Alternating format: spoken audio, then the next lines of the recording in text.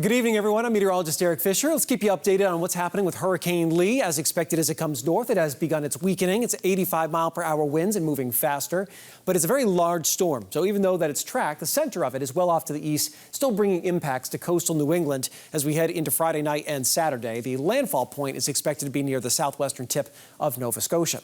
Tropical storm warnings are out along all of our coastline. I think the best chance of verifying those tropical storm conditions, outer Cape Cod and Nantucket, closest to that storm center. This is how it plays out. Friday's a dry day. Those rain bands backing in toward the Cape and the islands around midnight tomorrow night, but they don't make it much farther west than that. Thankfully, the storm track just far enough east to avoid any significant rain from this system, and we certainly couldn't use any of that. It's been so wet throughout the whole summer. Then, as it moves farther away, skies clear out Saturday afternoon, and it will actually be in much better shape come dinner time on Saturday. The winds on Friday night, they'll start ramping up. The peak winds about midnight to early on Saturday morning. This is Cape Cod where the strongest winds will be felt. So this is just an example of where we'll see maximum wind.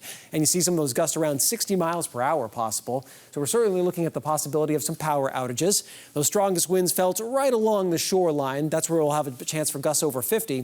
Far eastern Massachusetts, some gusts over 40 miles per hour possible. Inland areas, gusts up to 40 miles per hour. So there could be some scattered power outages with that.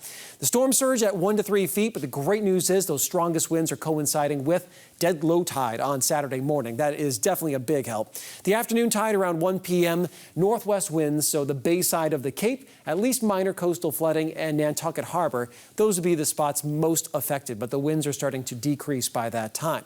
Rain, not a big part of the story. I'm not even certain that any showers will make it into central Massachusetts, mostly coastal and down toward the Cape. So if you're inland, a partly sunny Saturday, no real issues. The highest chance of any outages kind of inside of 95.